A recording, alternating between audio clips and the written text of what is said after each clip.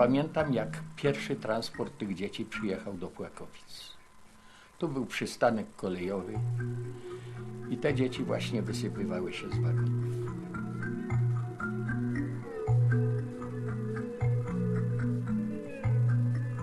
Takie pierwsze zetknięcie z nimi, takie odczucie takiej jakiejś rozpaczy, czegoś, że te dzieci są takie biedne, że tak ubrane w takich bucikach.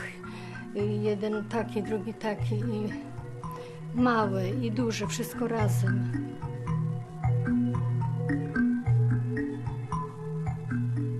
Ja się przeraziłam, przestraszyłam się po prostu. No jak ja je rozróżnię?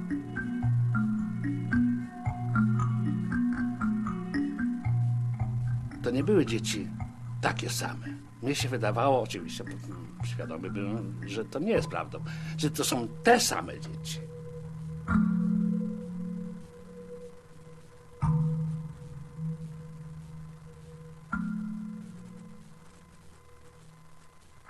Dzieci nie znali spania na łóżkach, nie znali masła, nie znali chleba, nie znali mleka. Cała ta akcja to była wielka sprawa.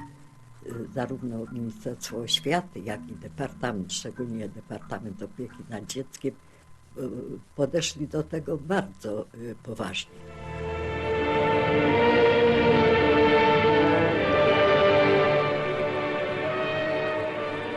Myśmy mieli im zastąpić rodziców, bo to były sieroty.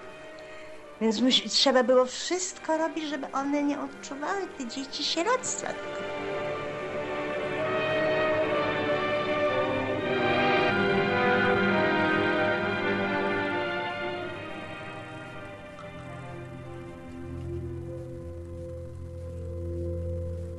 To wyglądało naprawdę jak miasteczko na wsi. Jako że podpisywaliśmy to, żeby nikt nic, no to tym bardziej miejsce musiało być takie właśnie ciche. Ale pięknie. W lasach dużo ptaków, kwiaty piękne, tak? Tego już się teraz nie zobaczy. Przyjechał wysłannik z ministerstwa do dyrekcji naszego liceum i złożył taką ofertę, żeby gdzieś 5-6 osób mogło pojechać do pracy z dziećmi koreańskimi. Była to wtedy tajemnica, nas wezwano do dyrekcji, no i zebrało nas się. Spora część wychowawców, nauczycieli doświadczonych, było takich też chodziło, nie tylko nie wszyscy mogli być młodzi, no to byli werbowani, namawiani po prostu, wyszukiwani w terenie. Wybierano najlepszych lekarzy, najlepszych nauczycieli i najlepszych wychowawców. A więc zaszczyt i wielki obowiązek.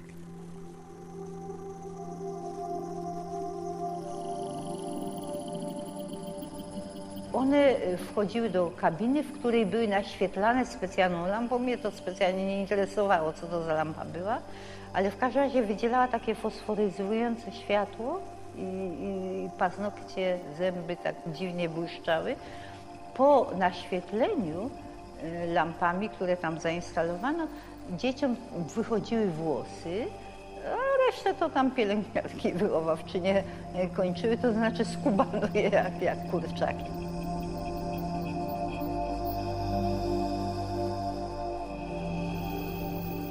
Kiedy zrobiono statystykę, jakie są pasożyty, ile mniej więcej pasożytów wypada na jedno dziecko, to się okazało, że tych pasożytów jest mniej więcej 2-3 gatunki na jedno dziecko. To były glisty ludzkie i różne gatunki tasiemców. Nie było leku jakiegoś działającego na wszystkie pasożyty, to próbowało się różne rzeczy. I tu muszę się przyznać, że próbowaliśmy na przykład leczenia benzyną tych dzieci, co w dzisiejszym świetle jest po prostu czymś niezwykłym, karykaturalnym, czy w ogóle niedopuszczalnym.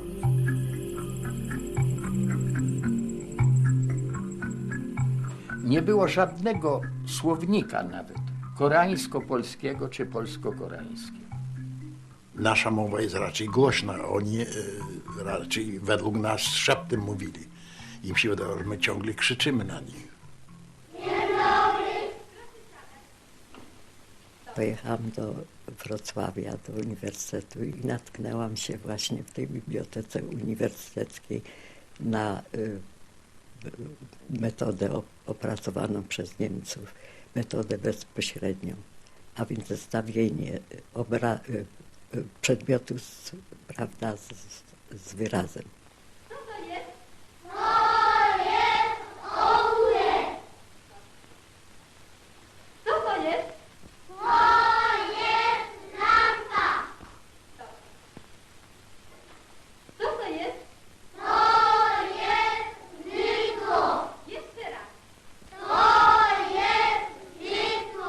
Omoni. Kopta mama omoni.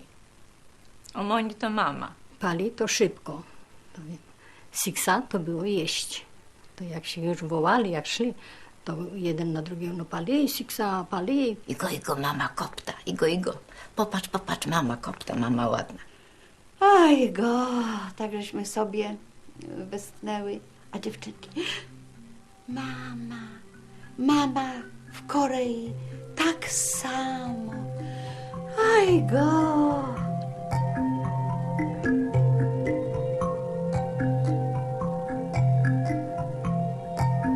Kim Il-sung powiedział im przy wyjeździe do Polski niesamowite, ważne słowa. Że jedziecie do Europy, daleko, do Polski i tam będziecie musieli się dużo, bardzo dużo uczyć. Ile tylko macie sił. A jeszcze więcej, ile macie sił, musicie się nauczyć pracować. Dużo pracować. Po to tylko, że jak wrócicie do nas, żebyście mogli budować Koreę. Jak ich tam się zleciło jakąś pracę, to nie można było ich oderwać. Każda grupa miała wyznaczony teren do sprzątania. Przychodziły do mnie tylko skargi niektórych, że proszę pana, ja dostałam mniej niż ten, albo ta dziewczyna. Mniej. A dlaczego mniej? Bo on źle podzielił. A każdy chciał więcej pracować. Niesamowite.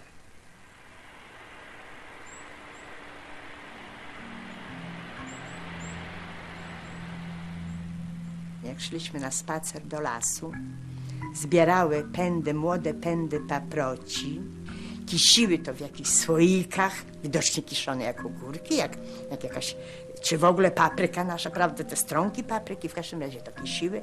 Co tam jeszcze dodawały, trudno mi powiedzieć. I jadły to, im to bardzo smakowało. Jak zjadłam, to myślałam, że z językiem na wierzchu będę biegać cały dzień.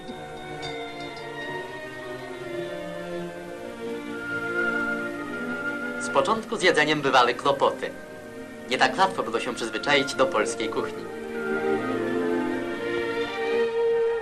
Był windziarz specjalny, windą przyjeżdżało jedzenie, przyjeżdżała zupa, przyjeżdżało drugie danie i potem roznosiły te kelnerki, rozdawały na grupę, myśmy tam pomagali wychowawcy, ale więcej tego było, tych kotletów więcej, wszystkiego było więcej. I gruszki, owoce i inne byli na deser, no i obiad z 2 dań składał się. Na śniadanie to też i marmoladę, i masło. Ja przyjechałam do Pakowic z walizką. Dostałam wszystko. I szafę, i łóżko, i no wszystko, kompletnie wszystko. Nawet szczotkę do zamiatania. No więc to była Kanada, no. Po prostu Kanada. Jak ja się spotykałam z moimi bliskimi, z moimi rodzeństwem i tak dalej, to oni nie chcieli wierzyć, że tam jest taka Kanada. No, bo rzeczywiście to była wyspa szczęśliwości. Lato spędziliśmy w międzynarodowym obozie w Cieplicach razem z dziećmi z Ludowej Demokracji. Piękne i radosne były te dni cieplickie.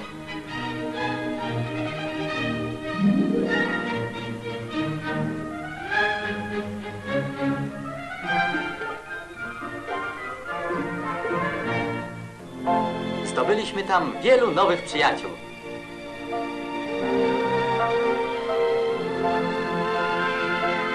Zimą wyjechaliśmy na zlot harcerski.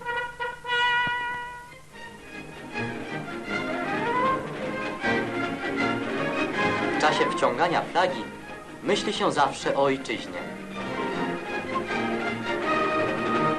Wiśle uprawialiśmy różne sporty, ale najlepiej powodziło nam się w biegu z przeszkodami.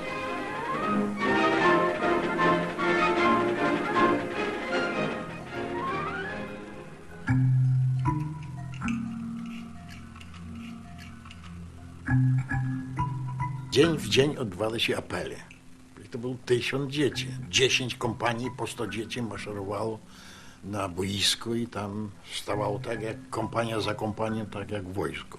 Każda grupa maszerowała ze swoim grupowym i swoim wychowawcą i naturalnie ze śpiewem. Same tune koni piją czondal, se morehanul, na socaran uridure maumana.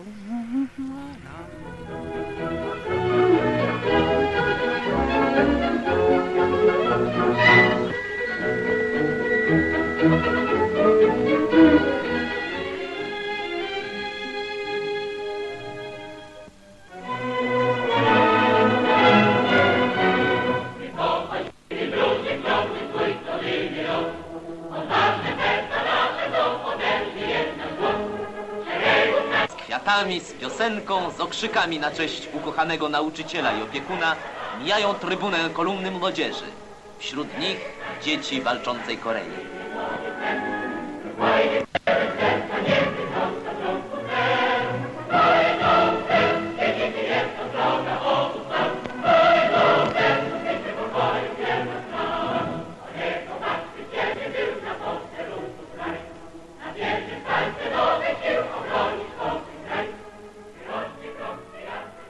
Na czele takiego każdej tej kompanii, nazwijmy, czy domu dziecka, stał kapitan Koreańczyk, dziecko. Od przedszkola począwszy aż do najstarszych dzieci. I to był autorytet pierwszy. Nieposłuszeństwo wobec kapitana było bardzo surowo natychmiast i to ręcznie i nogami karane. Wychowczyni zadarła z tym kapitanem. Ten kapitan miał 6 lat. I on dowodził całym domem dziecka. Stawiał na baczność, prawozrod, marsz i tak dalej, i tak dalej. I coś wychowczyni nie potrafiła się z nim dogadać, no to zbuntował w nocy cały dom dziecka i kołdry, które szyte były w taką kratkę, potrafili popróć to wszystko, nitki powyciągać, jak bunt. I na złość to zrobili. Te małe dzieci 6-5-letnie. Dziewczęta były traktowane bardzo źle przez chłopców, to tak na porządku dziennym. Chłopiec nie podał dziewczynce ręki, nawet na WF-ie panie miały kłopoty, bo zawsze spojrzał chłopak z góry, kara, uciekaj.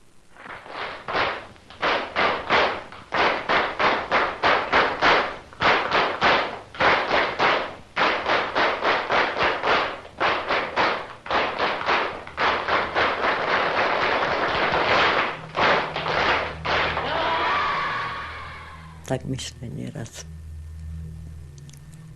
czy jeszcze żyją ci moi chłopcy.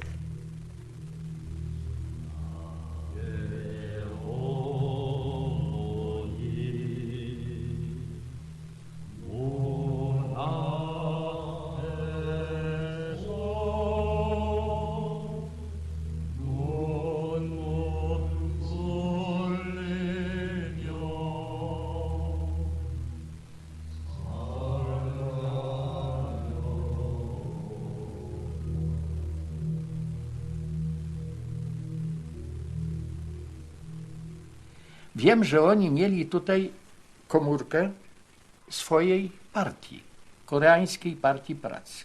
Z naszej strony nie było żadnego nacisku na młodzież koreańską. Politycznych takich nie wywieraliśmy żadnych związków i jeżeli jakiekolwiek były, to raczej nauczyciele koreańscy usiłowali, powiedzmy, jakoś politycznie kształtować, powiedzmy, ducha, czy powiedzmy osobowość dziecka koreańskiego. To byli oficerowie z linii frontu.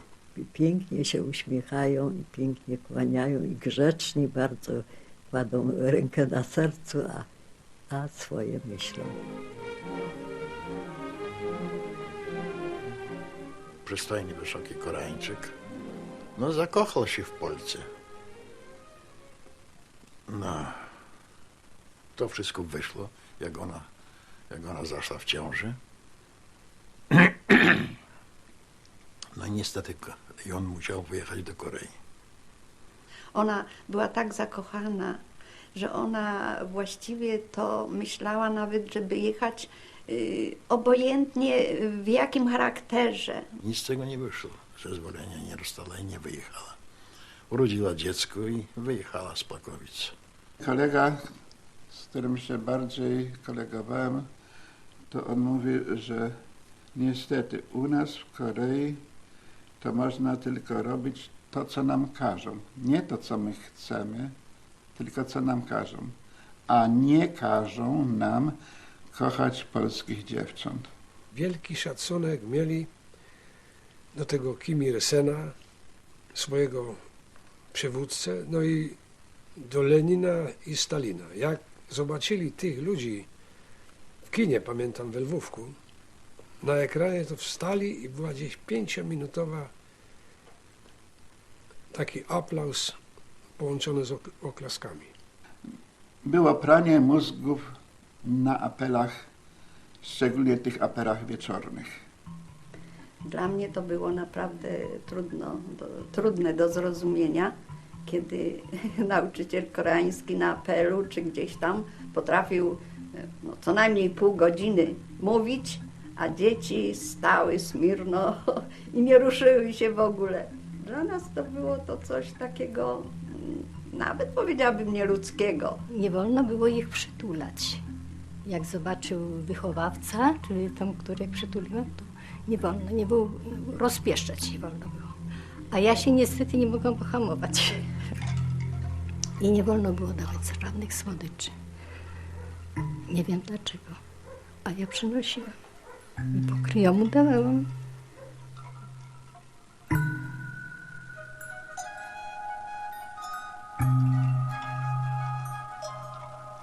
Mnie się przez 3 lata patrzyło tylko na koreańskie twarze, te dzieci, to potem zrozumiałam, co to znaczy blada twarz. Nieładna, po prostu nieładna. Biała rasa jest nieładna.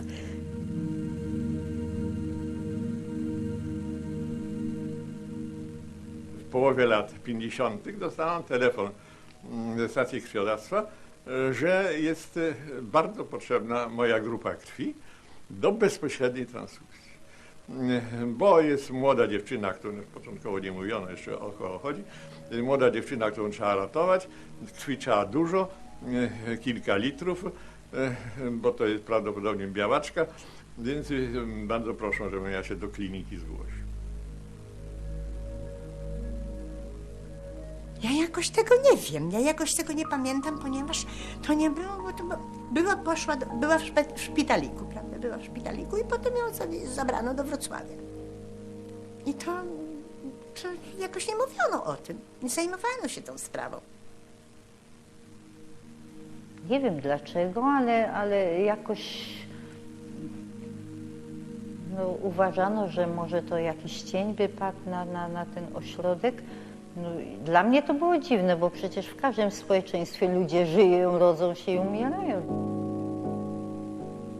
Zachorowała i ją wywieźli do Wrocławia. I resztę już potem nic. Ja nawet nie wiedziałam, że to była białaczka. Ja pierwsze na przykład słyszę w tej chwili, że ona chorowała na białaczkę.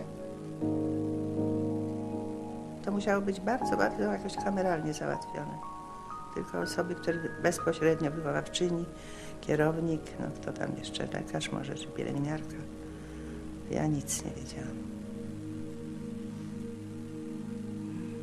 Nie wiem nawet, jak ona się nazywała.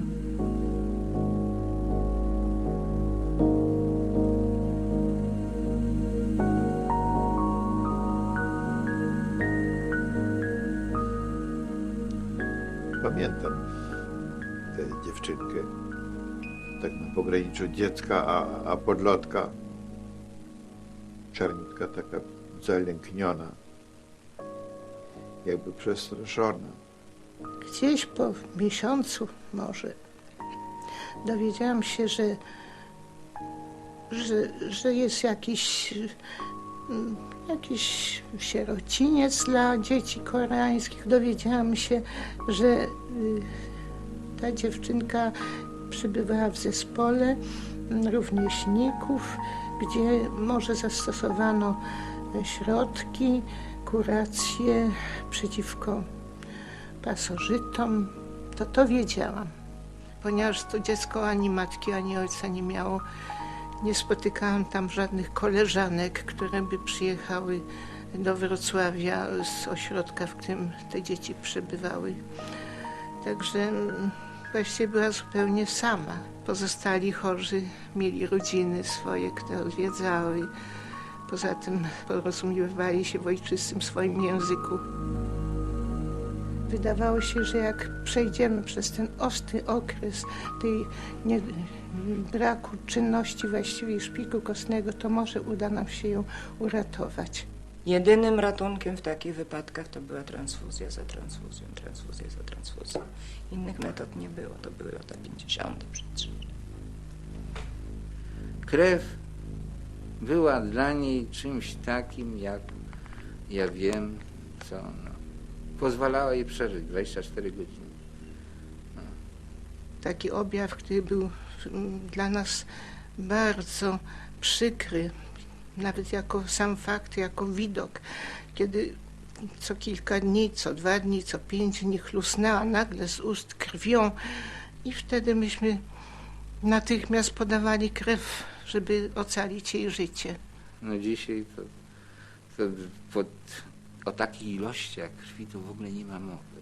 Współpracowaliśmy z doktorem Tadeuszem Partyką, który pracował w stacji krwiodawstwa. Pamiętam go.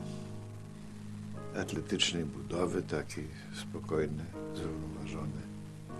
No i bardzo oddany tej pacjentce. Bardzo często tam bywał z nowymi dawkami krwi. Wbrew wyglądowi zewnętrznemu był romantykiem, no bo pisał wiersze. Między innymi napisał i o swojej pacjentce, Kim Ki-dok.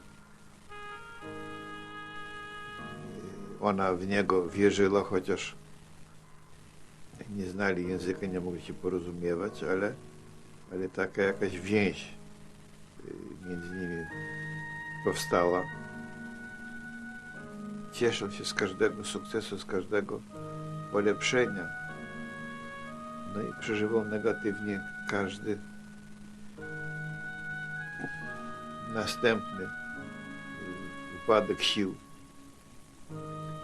To był ktoś, kto wywarł trwały ślad na jego zachowaniu się, na jego życiorysie. Jakieś fluidy ich połączyły w taki sposób. Partyka miał złożony życiorys i bardzo skomplikowaną psychę. Bardzo złożoną, mimo że było kawał chłopa.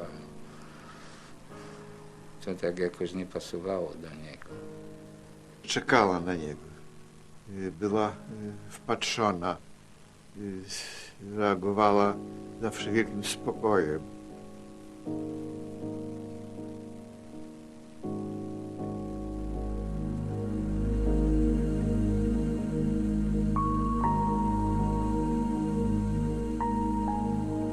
Poprosiliśmy konsylium profesorów Akademii Medycznej, którzy doszli do wniosku, że usunięcie śledziony może uratować dziewczynkę. Rzeczywiście zabieg ten wykonano. No, efektu nie było dużego, żadnego. Wiem, że zmarła, chyba to w nocy było, już nie pamiętam dokładnie. W każdym razie nie na moim dyżurze, nie przy mnie.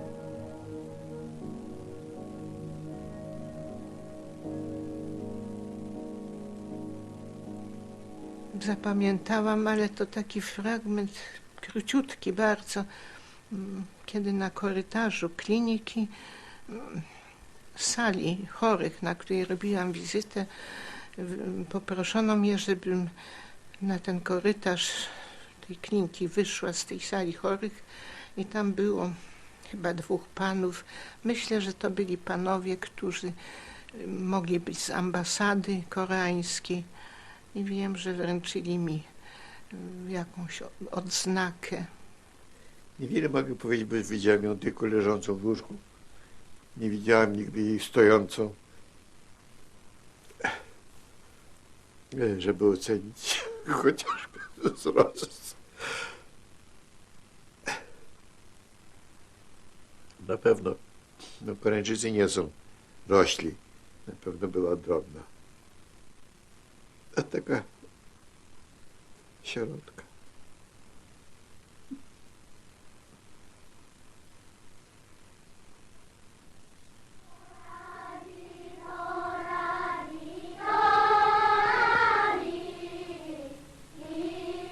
Pak Yongja tańczyła ludowy taniec koreański Notre Kanbyeon. Ileż wspomnień nasuwa ten taniec. O Koreo, daleka ukochana Koreo.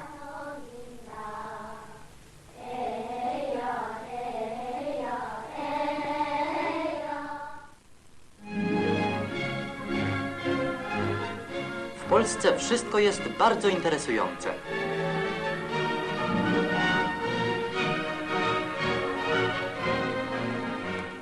Oni mogli się bać, czy my właściwie dzieci wychowujemy, jeśli idzie o problematykę światopoglądu.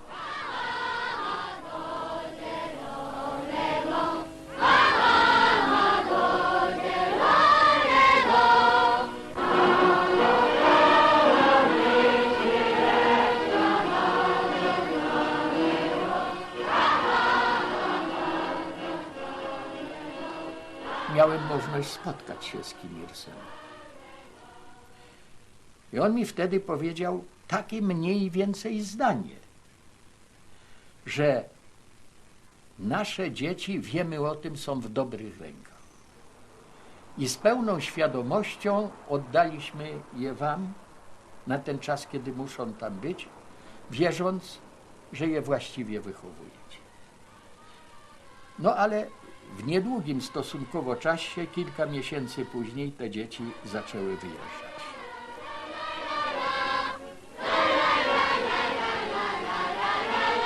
Piorun z jasnego nieba. Tak, to było organizowane bardzo szybko i bardzo sprawnie i jakoś tak, jakiś taki był nacisk odgórny, który spowodował u nas taki właściwie popłoch jakiś, no bo to było zupełnie niespodziewane. Nam tłumaczono, że Korea już, mowa cały czas o Korei Północnej w tej chwili, na tyle już otrząsnęła się ze zniszczeń wojennych, na tyle stanęła na nogi, tak byśmy to nazwali, że oni już są gotowi zabrać swoje dzieci. 8 lat temu przyjechały do nas wprost z płonących rumowisk, spod nieba ziejącego ogniem. Znalazły w Polsce dom odzyskanego dzieciństwa. Będą o nim pamiętać zawsze.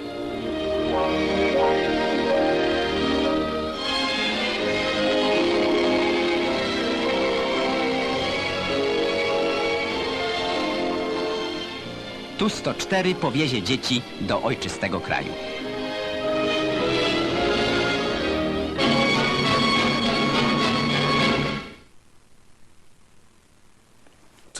Trudno było ich pożegnać. Oni zdawali sobie sprawę,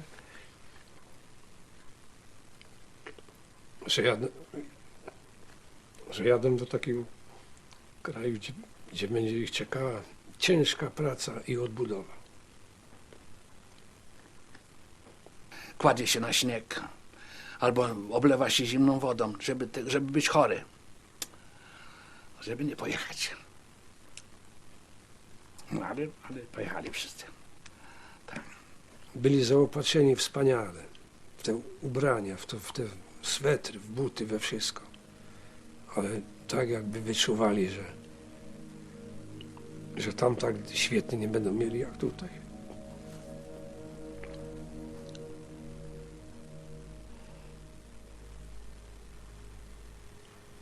Było bardzo, bardzo ciężko się z nimi rozstawać. Bo to wszystko była mama. Mama, jedziemy.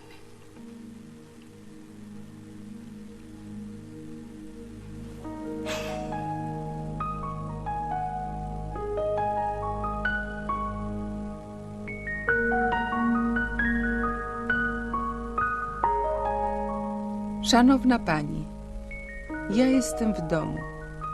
Moje miasto nazywa się Kuson.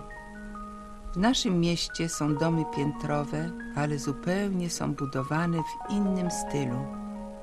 W naszym mieście są kina i także fabryki. Jeżeli Pani jest ciekawa, jakie są fabryki, to są następujące. Fabryka żywności, fabryka włókiennicza, porcelany i fabryka, gdzie wyrabia się maszyny. Bardzo przepraszam, że tak długo nie pisałem, co słychać w Korei.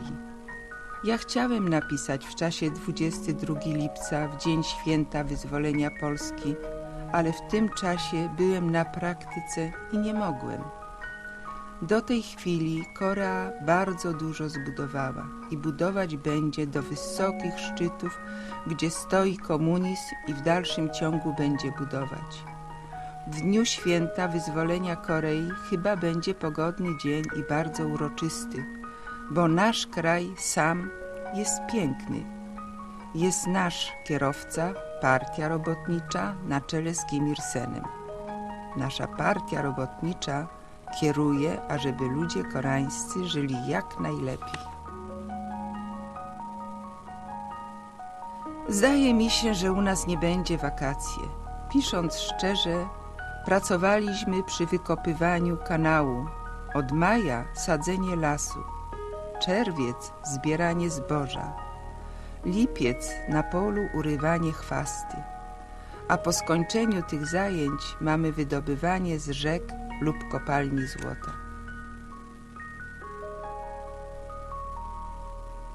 Drogi, kochany tato, ja czuję się dobrze, ale dotąd się nie uczyłem, bo ja chciałem uciekać, ale było za zimno i nie mogłem iść dalej.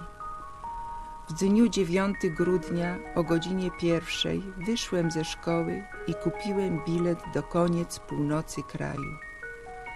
Tego dnia, 19, poszłem do głównej stacji Pchenianu i pojechałem do Hesiu, mieście. Tam jest Kim Il-won i chcieliśmy uciekać, ale po przejściu granicy było zimno i wróciliśmy.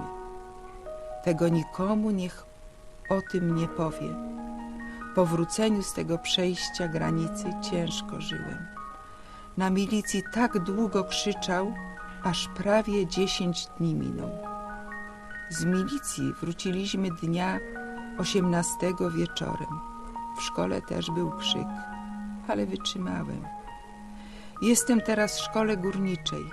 Będę się uczył, ale już chyba trudno, bo 4 miesiące nie uczyłem. Ale będę się starał. Niech się pan nie gniewa.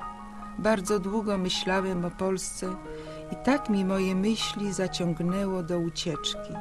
Niech pan powie, co mam robić. Nie wiem, co ja właściwie chcę robić. Niech pan dobrze się przygotuje do wesołych świąt. Już u mnie nie będzie takie czasy jak wesołych świąt. Niech pamięta o mnie. Tato, jak są ferie zimowe i wakacje, to mi najwięcej smutno. Dlatego, bo wtedy to ja nigdy nie mam gdzie iść. Dlatego ja jestem zawsze w internacie. A koleżanki to pójdą do taty i mamy. Wtedy mi lecą takie gorące łzy.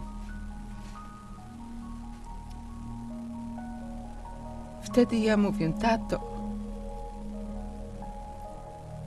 ja chcę powracać do taty.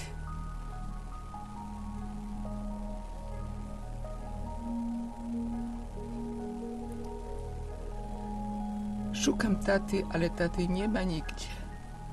Ja cierpię zawsze. Ja chyba nigdy nie będę mogła jechać do Polski i zobaczyć tatę. Chciałabym nawet dać pieniądze i zobaczyć tatę.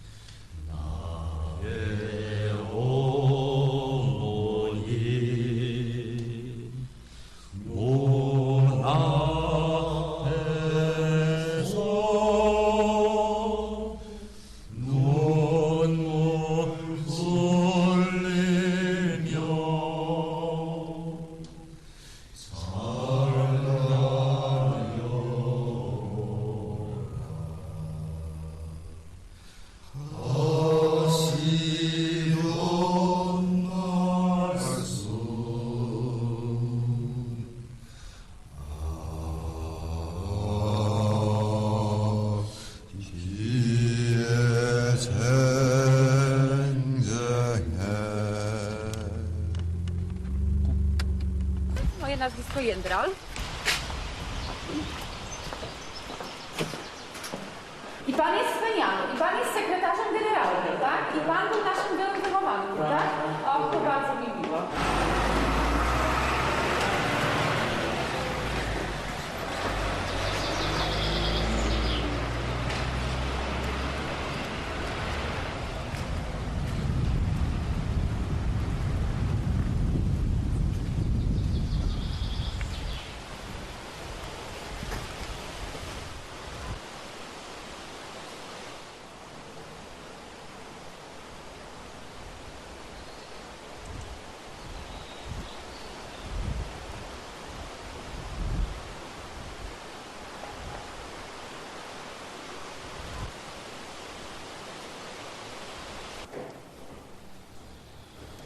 Gdzie dyrektor szkoły? Proszę bardzo, tutaj są moje wejścia. Jestem dyrektorem tutaj już 11 rok. Od 1993 roku. Tutaj obecnie mieści się szkoła 6-klasowa.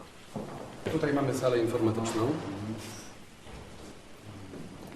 Tutaj ta część sanitarna też się zmieniła, jak pan zauważył, bo ta ściana została wyburzona i zostały zrobione nowe sanitariaty. To wszystko zostało przesunięte. No to w takim razie nie ma czasu. Tam zejdziemy na dół i zrobimy na pamiątkę zdjęcie. Dobrze, dobrze. Wszyscy.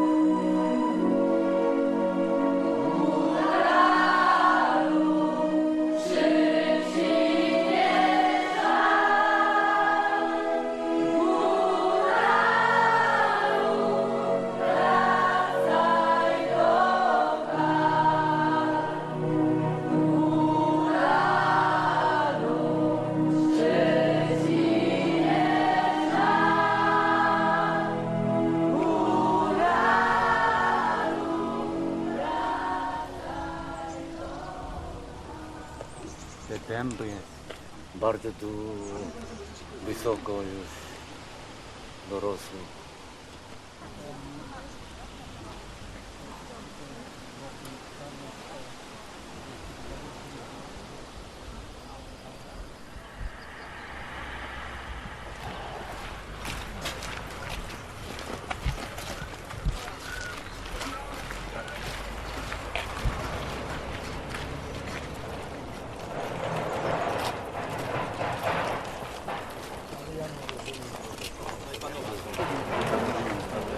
Poznajemy się?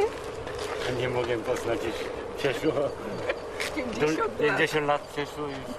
Dlatego nie mogę poznać.